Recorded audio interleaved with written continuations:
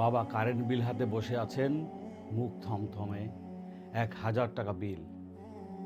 রেগে স্ত্রীকে বললেন, দিনরাত ফ্যান চালাও, এত খরচ হলে সামলাবো কিভাবে? স্ত্রী চুপ। দুজনের চোখে চিন্তা, মুখে হতাশা। একটু পরেই স্ত্রীর কণ্ঠে নরম স্বর, ছেলেটার তো গরমে ঘুম হয় না, ফ্যান না চালিয়ে উপায় আছে? সেটা তো বুঝি, কিন্তু দিন দিন খরচ বাড়ছেই, সামাল দিতে হিমশিম খাচ্ছি। স্বামী স্ত্রী আর কিছু বলে না, শুধু দীর্ঘশ্বাস ফেলে। রাতে ছেলের ঘরের দিকে হাঁটতে হাঁটতে বাবার চোখ পড়ে ছেলের ঘরের দিকে। ছেলে গরমে ঘেমে শুয়ে আছে, কিন্তু ফ্যান বন্ধ। বাবা অবাক হয়ে জিজ্ঞেস করলেন, বাবু ঘুমাওনি এখনো? এই তো বাবা ঘুমাবো, তুমি এখনো জেগে আছো যে? ফ্যান চালাওনি কেন?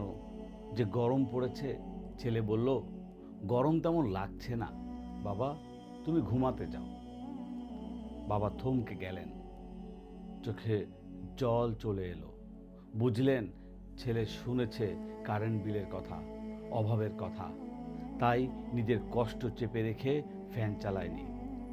বাবা এগিয়ে গিয়ে ছেলেকে জড়িয়ে ধরলেন, বললেন, কোটি টাকা বিল আসুক, গরম সহ্য করতে হবে না। তোমার বাবা তো আছে, তাই না?